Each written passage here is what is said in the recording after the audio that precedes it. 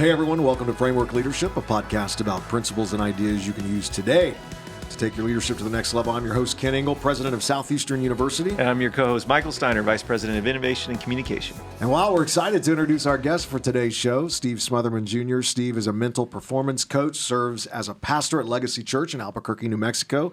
Steve has worked with a lot of amazing athletes from the NFL, MLB, NCAA D1 and D2, also all the golf circuits. But you also work in helping sales teams, executives, sports teams, entrepreneurs, sports officials. I mean, everybody you can imagine that works in that field to help them achieve amazing goals. And so it's great to have you with us here on the show. Oh, thank you for having me, Dr. Ingle. I really appreciate it. A privilege. I want to open up our conversation about really about your passions, your career as a mental performance coach. Tell us how you got to where you are and when you realized that, man, this is something I want to help people to achieve what they are setting out to achieve, their goals through the organization. So yeah, tell us a little bit about it. Okay, I'll give you a quick story on that. Then I started pastoring at 19. I was in college. I got my my bachelor's of business at the University of New Mexico, and so then I started pastoring at my dad's church. I was the youth pastor for 8 years, and I just kind of fell in love with that. I went to Dallas to plant my own church at 27. So it was 2015. We moved there, did that. While I was there, just to kind of decompress some, I started officiating basketball. It sounds weird that that's a decompressing thing, but I wasn't Pastor Stevie out there. Right. I was just getting screamed at. No one liked me. Right. So I got hooked up because I was on the track going to college officiating and all that, because out there in Dallas, it's like everybody's trying to do that. And so I just listened to, I got a part of it was called Court Club Elite. Started paying for that to learn better officiating stuff, etc. They had a sports psychologist talk, and I listened to him and I was like, wow, I need that, emotional management on the court. That's intense. So I called the guy and said, hey, would you coach me just on mental performance? So I start connecting with him. He starts coaching me. And I had this moment where I was like, this is like reading my Bible, but they don't have scriptures on it. And he wasn't really versed in the scriptures or anything. So then I started preaching it. And it just kind of turned into, I could do this. I love this stuff. And so a few of the sports official friends I had, I started doing that for free with them. Let me guinea pig this, learn how to coach it, learn how to do it. So I got my certifications in sports psychology with that guy and just started doing it from there. Then when COVID hit, we were still in a school, so they kept shutting us down, restarting us, shutting us down, restarting us. So we just decided to move back home. So I went back onto my dad's staff as kind of his second in command, executive pastor, helping run the whole thing, as well as started building my business, BTJ Performance, Bring the Juice Performance. Yeah. I kind of mentioned it. If you're useful, you're useful. If you're useless, you're useless, right? Love it. So then from there, I just different friends, connections, UFC fighters, because Albuquerque is a big hub for that. Right. And so I had worked with some already, and now I kind of had more context. And then just from there, God's been orchestrating and meeting people, working with I think I already mentioned the Ohio State University baseball team. Random connection with that, and the guy loves me, so now I work for him and that, and his company, Fundraising University, which helps high school sports programs raise money and stuff. It's a national deal, so he's got me working with that, and it's just been kind of cool how all that's just gone. Yeah. So that's kind of how I got started. Love it. So in addition to BTJ Performance, the business, you also have a book. You got a book out, Bring the Juice. Tell us a little bit about that book. What was the inspiration there? I'm about 2/3 of the way through it. We just got it as a organization, and I'm loving it. But tell us a little bit about the inspiration. Why did you start writing it? I started writing it because I had an idea to write a book, of course. First was, one day later, my kids will be able to read my words forever. And that was kind of some guys that were talking about that. And I never knew exactly what I wanted to write. I just knew I wanted to write one.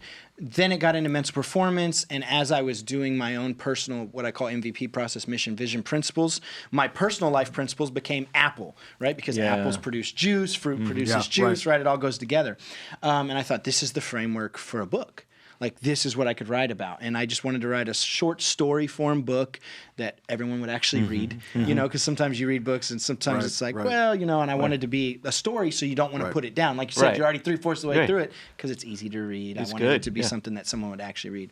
And so that was kind of the inspiration. So it's called Bring the Juice, How to Lead, Love, and Serve with Enthusiasm, because attitude is free, and we can all we can choose that, and we can choose to be enthusiastic. And so that was kind of the inspiration or start of it. And then I just kind of put it together in about over 3-month period, wrote the story, and just kind of put it together. And there's different characters in it. Coach Mickey. Yeah. So this is what's cool about that.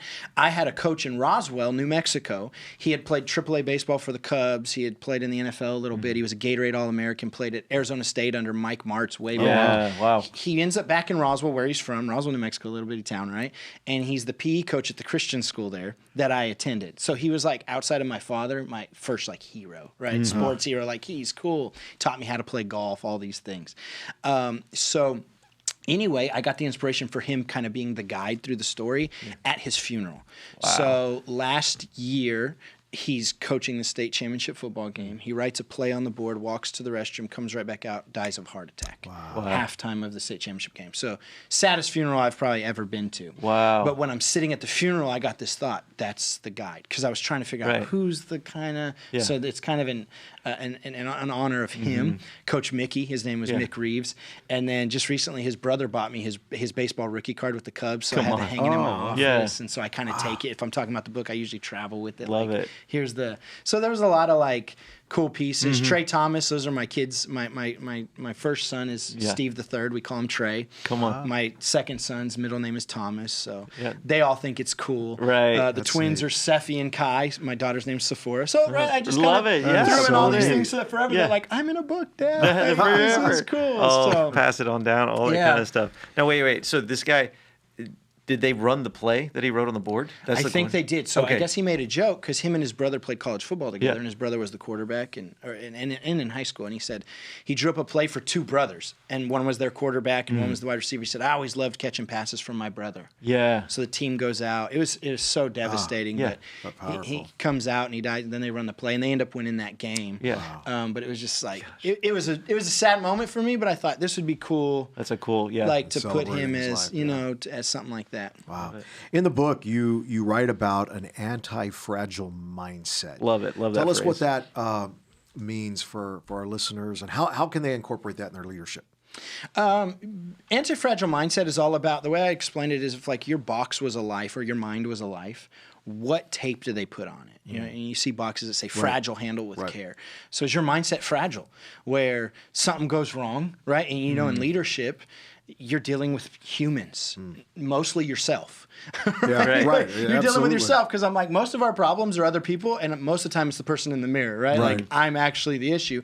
But if you do something crazy, do I break? And does it make me feel like I'm not a good leader anymore? And you know, woe is me. Do I go to victim or victor?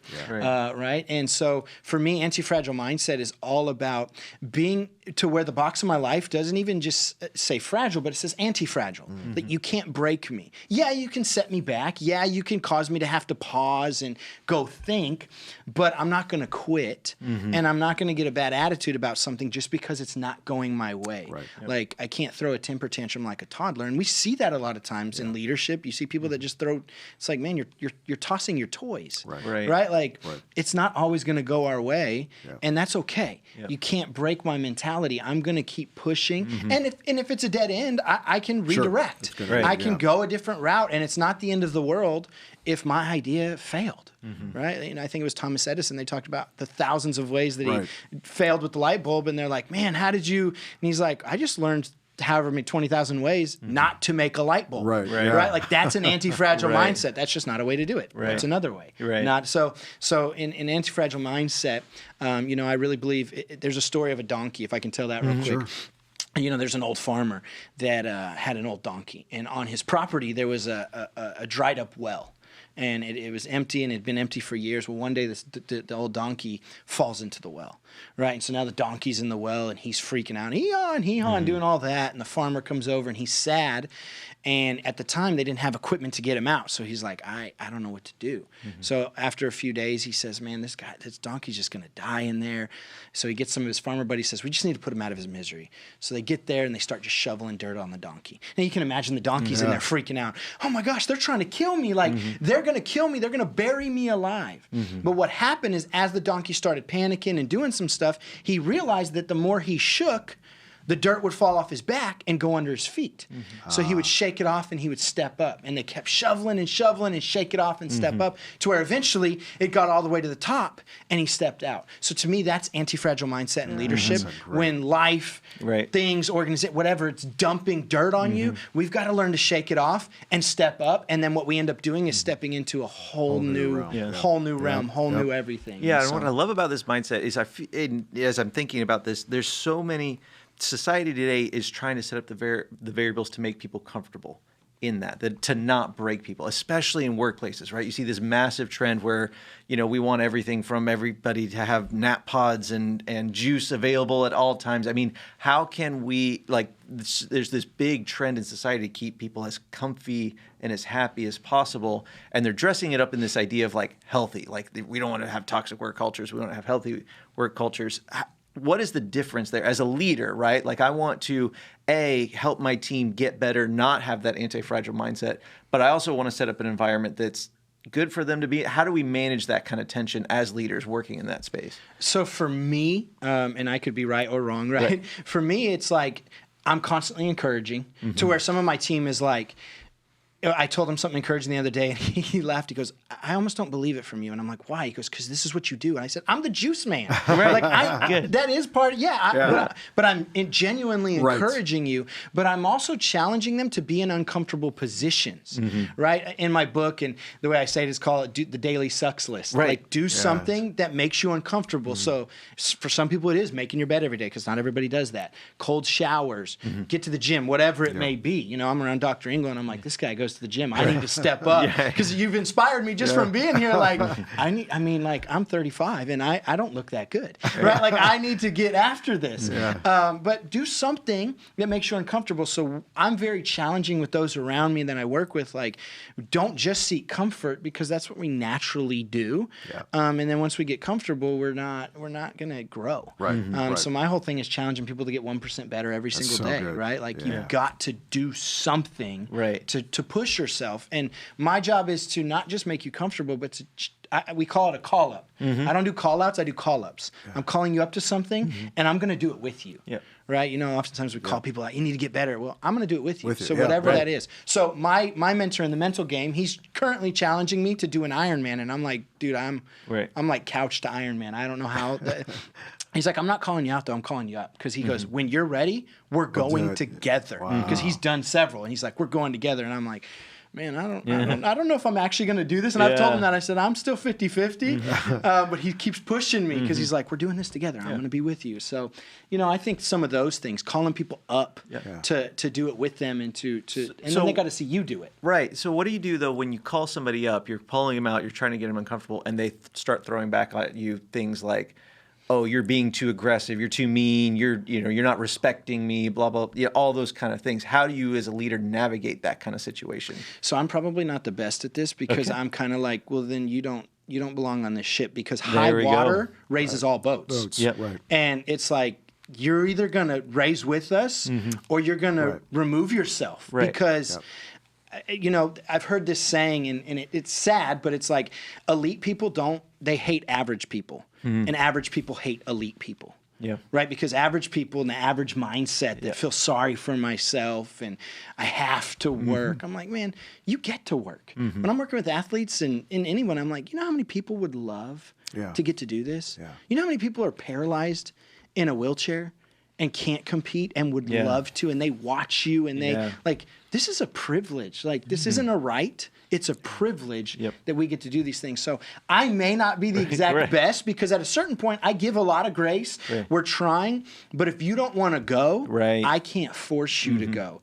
And I am always believing that eventually, as we just keep growing, right, birds of a feather flock together, absolutely. like eagles fly with eagles. So I'm calling people like, hey, quit hanging with the pigeons. And it can sound mean, like, oh, they're not one. But if you don't want to grow, I can't.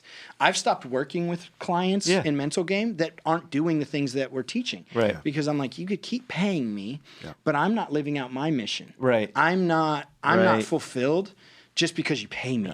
Like, I'd rather work with someone for free that I watch them develop, because I know, that's eternal rewards at that level, right? And so and sometimes people are like, you got to charge people. And I'm like, well, I want to help everyone. That's the pastor side of me that's like, but I just want to help people. I just want to, that's what I do. And so I don't know if that's a great answer to that, but that's kind of how I process it. I love your mindset. Anybody can achieve anything they set their mind to when they have a strategy and they work that strategy.